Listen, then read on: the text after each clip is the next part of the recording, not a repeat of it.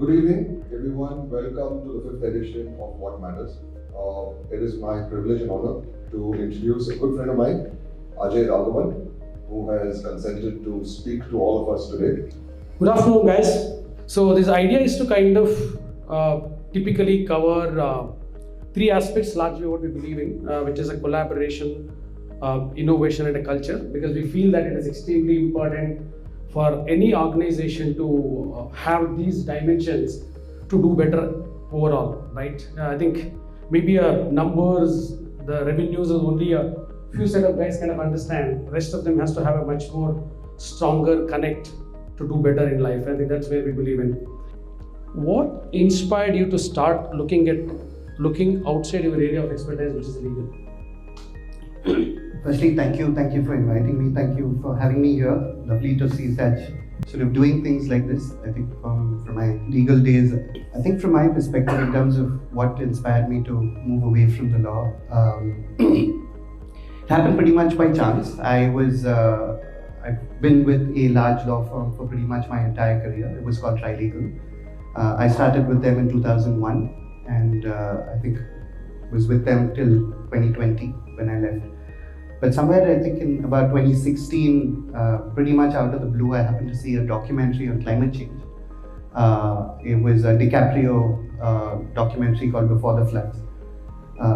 And for some reason, it triggered something in my head. I was quite blown by the documentary. A lot of what it told me was about where the future of the world is, things that, I thought I was fairly good at what I did, but it almost seemed like I had no clue about what was happening beyond the realm of my profession. And it set me on this pathway to really try and understand a little more about the environment, about climate, about what's happening. Coincidentally, my daughter was 5 then, and I started to see the world a little bit from her perspective to say this is what she's growing up into. And it set me on this path where I then spent a lot of time trying to understand the science of what was happening, followed by meeting lots of people in the city of Bangalore to see what the city was doing to try and respond to this. And eventually got to this place in 2020 where I decided to move away from the law to work primarily on climate action. And Bangalore Creative Circus, in a sense, is a laboratory there where we work on various aspects of climate change and sustainability. And that's what sort of triggered the opening of Bangalore Creative Circus. Very interesting. I think it happens to all of us every now and then when we get to see it. For example, you watch a movie and you get kind of influenced with the main role and you feel that you want to do this next day. But I think it's very difficult to kind of sustain and also kind of leave what you're doing and then probably move to the new one. I think that's very interesting. And when you do this multiple things, right, how do you kind of manage your time and how do you think you work parallelly? How do you manage all of that? So one of the interesting things for me ever since I've moved away from the law is just sort of see the world slightly differently. I think there were more dimensions to the world that I started to observe. And I think I started to see also with climate, because climate is a deeply interconnected system. So when we think about climate change, you think about weather, but you also think about what it means to people. You also see the impacts of it, air, water, weather. So there are so many different things that are interconnected that I think for me, just the ability to start to see everything not as different things, but deeply interconnected, allows me the ability to try and sort of work on different things. So apart from Bangalore Creative Circus, I also run a non-profit called the Initiative for Climate Action, where we do a lot of work with the city of Bangalore. And I'm also part of a studio called Studio Mad Hatter, where we do a lot of things with art and design. And it's sort of this interconnectedness again between these different systems that allows us to, or at least allows me to work on different things, because I see everything as the same thing. I don't see it as different. It looks a very interesting topic. I think it's a very, in my mind, I think it looks very spiritual from that context. If you say everything looks very, there's no difference essentially, right? But you can also give us a little more deeper understanding from sustainability and what exactly you do today. I think we know just like about any other guys, right? Just know about a word, but I think can you give us a little more detail about what kind of an impact, what is happening today, where do you think the entire world is heading towards if we don't probably pick up certain things as a individual, as a responsible individual. Maybe you have to do our bit of it. Can you give us a little more deeper understanding that extent? Sure. I mean, of course, I think from a climate science perspective, there's a lot of information out there today, but essentially what the science is telling us is that the amount of carbon that we're, through burning of fossil fuels, through driving our cars, through the electricity sort of use, what we've been doing over the last many years is releasing a huge amount of carbon into the atmosphere, along with methane. That's essentially what we call greenhouse gases. And what has happened is over the years, we've accumulated so much of it in the atmosphere that we've got to a place where it's a little bit of a tipping point. And carbon essentially is a heat sort of is the sort of gas that holds heat in. So what's been happening is over the years, we've always had heating and cooling happening normally. So when the sun's radiation comes onto the earth, a large part of it is released back in. But when you start to fill the atmosphere with carbon, what's happening is that heat remains as a layer within the atmosphere, which then means that it's starting to change the way that the earth itself is starting to function. So for many thousands of years, for instance, the average temperature of the planet has been 14 degrees, literally. I mean, it's amazing when you think of, this is something that used to fascinate me. The 1st of June, I spent some time in Kerala. The first day of June, the rains would come. You literally knew that there was a timing for everything. The planet worked in such precision that we didn't have to. Whereas now all of that is gone. It doesn't hit anymore. And when you start to wonder why that is, a lot of it is because of the way that we are treating this planet. We almost see it as independent of us. And I think as we start to understand how, again, going back to interconnectedness, how connected we are with everything, the air that you breathe, the sort of water that you drink, the food that you eat, is all part of our sort of our living. And what's happened with climate change, at least, is the fact that we've changed many of those parameters. And that's leading to, I mean, climate change, typically when people talk about, you talk about polar sort of belts and ice melting somewhere and the sea level rising. We keep it so far away from us that we're not able to fully appreciate what it means to us as individuals. But if you start to think about it, if you live in Delhi, for instance, every day when you step out, you're breathing a certain amount of air that is very toxic to your body. Right. And the more we release of that into the atmosphere, the more dangerous it gets for us. Bangalore, our biggest problem today is water and heat. I mean, I've had these conversations over the last 1 week, but everyone I meet is saying this is December and it's so hot in Bangalore, right? I mean, I spent about 30 years in this city, and I have never had a December where I didn't need a sweater, I didn't need a jacket. And that's changing, and I think it's changing before our very eyes. So a lot of what's happening with climate change, at least, is related to that. But the way that we've had these conversations have always been about it's somebody else's problem and it's very far away. I think when we start to look at it as individuals and what it means to us, what it means to our children, what it means to the next generation, it starts to change some of that. And the dynamics of climate today is playing out differently from the way it did in the past. Now you can see it. Till now people told us it would happen. But the city is flooding, we are struggling with water problems, we're having sort of pollution issues. These are things that are real in here and now.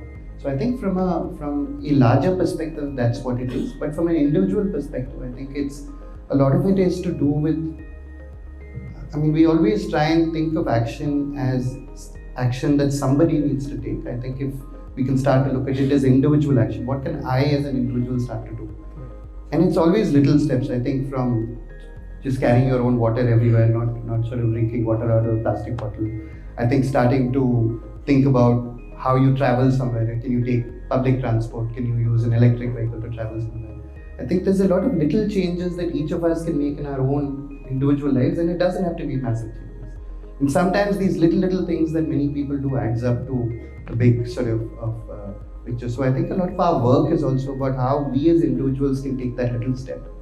And it's in everything. It's in work, it's at home, at different places. The idea of taking little steps. I think that's where individuals play a role. Okay. Very interesting. I think, see, when you talk about this, let us say that, for example, what you do in Karnataka may not necessarily work right from a Tamil Nadu perspective, right? Because it's a very two different geography. When you look at it from that perspective, what we do in India from a sustainability point, it may not necessarily good for the world. Now, how do you look at it holistically and then approach this particular problem? Because my feeling is that if you look at in isolation, I think you're going to create a much more worse impact than what otherwise, right? Today we get to see animals are getting into a city and then they're struggling to live because we keep kind of killing the forest. Now, for a fact that let us assume that we're going to continue building it here, automatically they end up getting into another state. And how do you think or how do you look at the entire thing holistically and how do you address that? It's a great question. I think it's the question that everyone in the world is asking today. And I think that, I mean, for me at least, it's when you add lots, like I said, lots of individual action, it leads to various things. And this is again the challenge with climate. If we look at it as if we look at the same parameters in terms of problems or solutions and try and apply it, more often than not, it will not work. Simply because context is everything in the way that environment works. The sort of roads in Malleshwaram versus the roads in some other part of the city is very different. The sort of landscape here is very different from another part of the city. So if, for instance, I had to prepare the city for floods, which is likely to, at least that's what the prediction is, the city is going to receive rains in much larger volumes than we did in the past, because that's how sort of the atmosphere is working. A lot of it comes down to localization, and I think a lot of our work today has gone down from saying that we can create a plan for Karnataka, we can create a plan for India. COP28 just got over now in Dubai, lots of people were talking about it. Countries agreed on policies to say we'll reduce fossil fuels and things. But that's just one aspect of it. I think ultimately there are two parts when you think about something like climate. There are two key parts of it. One is to mitigate, which is to say that we cannot continue to live the way that we are living today, and therefore we have to start to reduce a lot of our own impact on the world. And of course you can talk about footprints of the Western world versus the sort of but ultimately in every city, if you look at it, there's rich and poor. And the rich have a much larger sort of footprint on anything than people on the ground. So that extreme sort of issue lies here as well. Mitigation is this idea of saying how do we reduce a lot of our impact on the planet. But the problem is that mitigation is only one step of it. That our commitments are 2030, 2040, 2050. But we've got to a place with climate change at least that it's not waiting, it's not going to say that listen, we'll wait for 1.5 degrees or 2 degrees or wait for 10 years before we start to impact places. It's happening now. So when you start to look at our cities and you look at the most vulnerable people in our cities, if you go down to say the low cost areas or the slums, when you start to think of heat, we're feeling heat in a place like this. But for a lot of people with asbestos roofs, for instance, it's become very difficult to sleep at night. So in that sense, the idea of this really being a local problem as opposed to somebody else's problem. Mm-hmm. That's why from an individual to my family, to my friends, to my extended community is really where a lot of the need for our response. Because adaptation is the other one. So there's mitigation and how do you now adapt? And that's the one that needs to be a much greater conversation in places like India, because we just have a large volume of people who are vulnerable. There are so many people in the poverty spectrum. So I think this idea of saying that we'll use one model for the whole world is almost impossible with something like climate. It has to come down to really working extremely locally, working hyper-locally, working with this building, working with the area around you. If you want it, just as an example, if you know that a flood is going to come. And a good example, a parallel of this is the pandemic. Mm-hmm. I worked with the city on the health side during the pandemic, and initially a lot of what the response of the city was is you had a war room sitting in the center at the BBMP office, and you had a bunch of health guys, and they said, listen, with this pandemic, what the traditional model was to have a war room essentially manage the whole city. They failed miserably at it in the first year and a half of the pandemic, simply because it's impossible to centrally manage what is happening down the road in some area that you're not aware of. And the government themselves realized that the only way then to respond was to create what they call ward committee, like empower ward committees. Mm-hmm. So Bangalore has about 225 wards, each ward being about 2.5 square kilometers.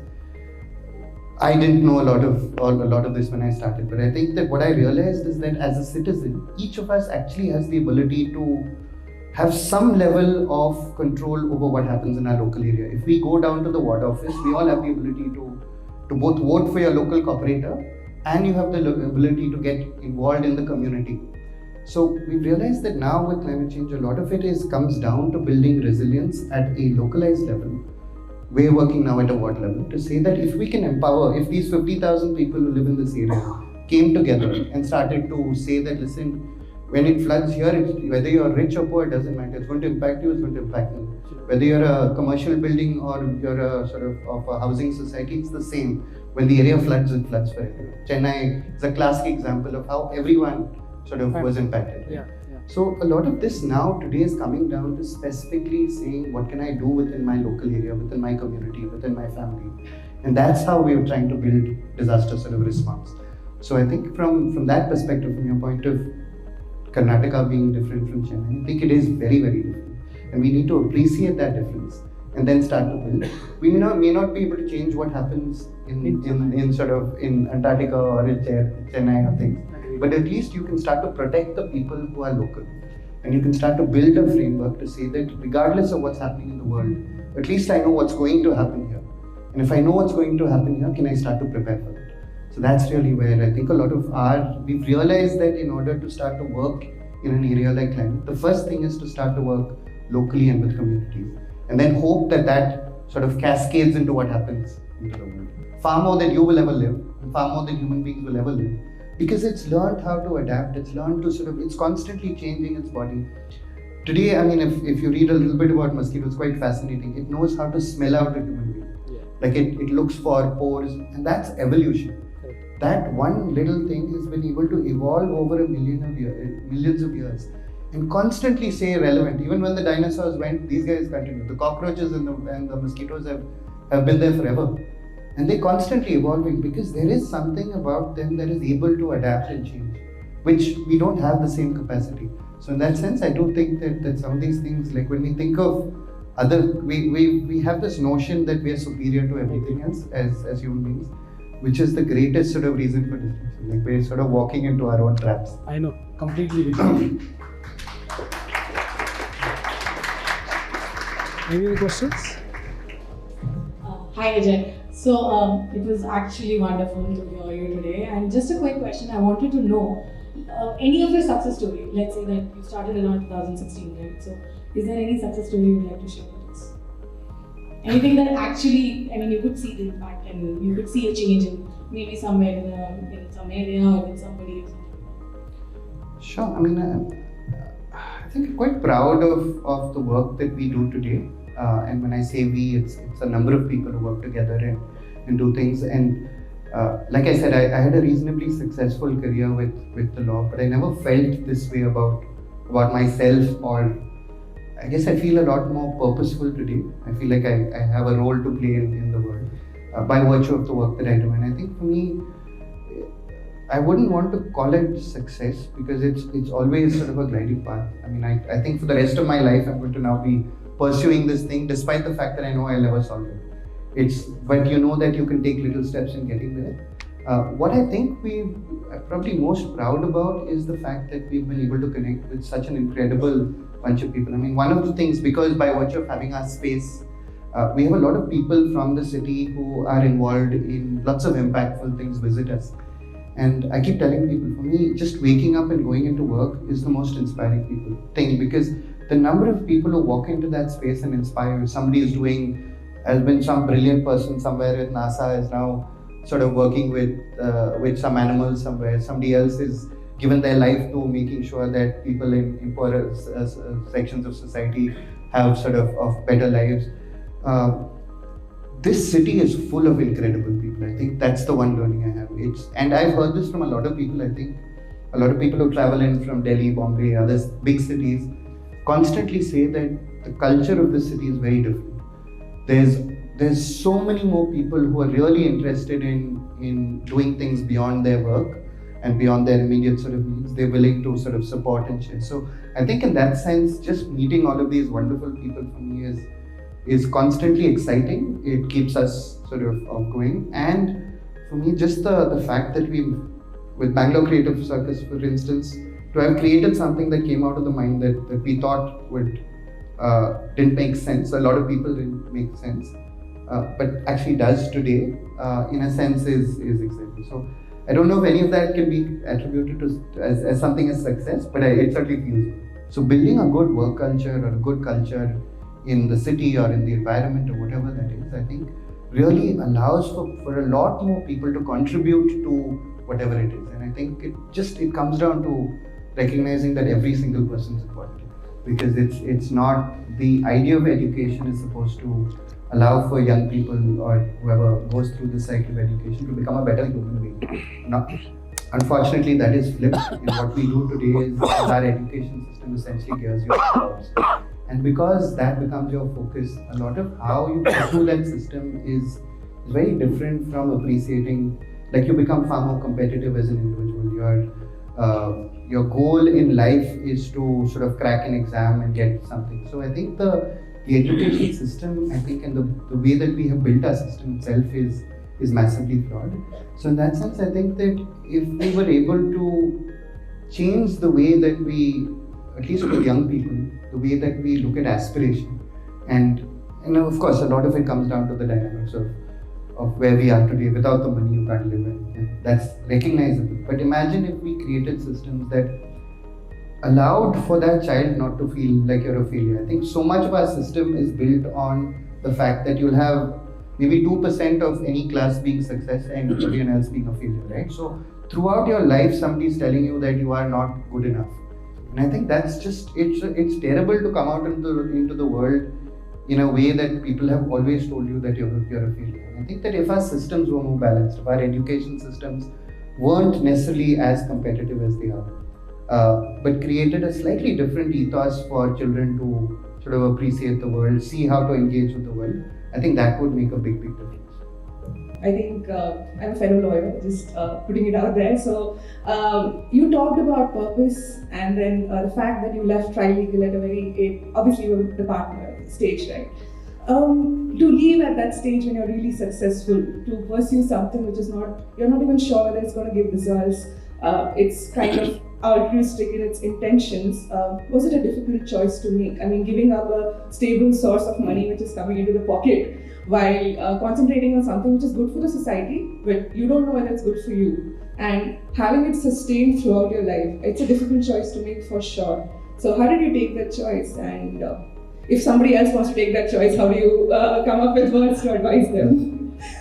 It's the one thing I always am wary of saying it, because I went into my law firm and was speaking to people about it. And by the end of it, the partners called me and said, please don't have this conversation with us guys. Because this, by the end of it, a couple of weeks later, a couple of people came in and said, listen, we want purpose in life and we should move. So I'm just going to be very careful about how I answer this. But I think that for me, maybe this is a very personality driven thing. For me, I think that money was never my motivation. I came from a regular middle class family. It's not like we had a lot of money, and I needed the job to be able to sort of survive. I needed to work with this law firm, otherwise I didn't have the infrastructure to manage. Again, it comes down, I think for me, the fact that I had a successful career allowed me the ability to do what I do. And I do feel like sometimes just giving yourself a little bit of a support system at the back end always helps. These choices became easier. I mean, if I had to make this choice when I was, say, a 3-4-year-old lawyer, I don't know if I could have done it. I always wanted to, but I don't know if I had the ability to do it. It allowed me that luxury much later when I said, okay, I've got to a point where at least I'm not threatening my family in a sense, and sort of my child will still have an education and family. But it's also, I think, the sort of choices you make in life and the purpose that you, perhaps this is because lots of young people, I think, just as you get older, I think there is this idea of saying that, your time starting to get limited with the rest of your life. And what have you done in life? Do you have anything you could be proud of? And that question occurred to me, and I felt like while I was successful with my career, I didn't feel a lot of pride in what I had created beyond a point. And I think that got me into this place where there was a little bit of soul searching. And I said, what can give me that joy? And I think it just, like I said, by chance, this thing, maybe I was looking for it. And maybe that's how I chose to jump into climate change and work in that place. But I do feel like purpose is something that can sort of take you a long way. Once you feel passionate about something, you feel really sort of that it's important for you, it starts to really allow you to become and pursue something in a way. So for me, there's lots of joy today in what I do. I don't look at life as I don't look at leaving the law as a compromise or having done something in a certain way. I saw the law, the legal system as what it is, a system. And for me, I love problem solving. So in that sense, it was, how do you crack this system? And the way to crack it was to get onto the top of the pyramid. And I said, okay, I'll find a way to get to the top of the pyramid. But once you got on top, it was really boring, at least for me. So I said, okay, what else then? And that's how I moved it. But I do feel like be passionate. I think really sort of think of family and friends as really important people in your lives. I don't think we underestimate the value of these things. And more often than not, when we get into our workplaces, we're so sort of blinded with that one thing. I think have lots of things that you want to do in life. Just spread it out so that there's always something that interests you. While there is work, it's one thing that could be a series of things. I mean, all our minds are big enough to do many, many things if we chose to. So if your love is dance, or your love is music, or your love is animals, or your love is food, or your love is cooking, whatever it may be, I think sort of make sure that there are other things in your life beyond your work that allow you to continue to sort of release the passion, because we're all full of it. All of us have this inside where you want to do something. It could be something for other people very trivial, but for other people very serious. So I think just find that little thing that is important. And once you find that spark inside, I think it'll always make everything else easy, because you've got this thing that is giving you joy. And the moment you find things that give you joy, I think it makes life generally everything changes. Yeah, everything. I think big round of applause to Ajay.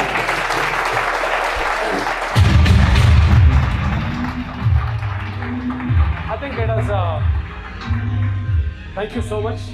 It's been a pleasure having you here. This is a small token of appreciation from our end. Thank you. I think it was great having you here. Thank you so much.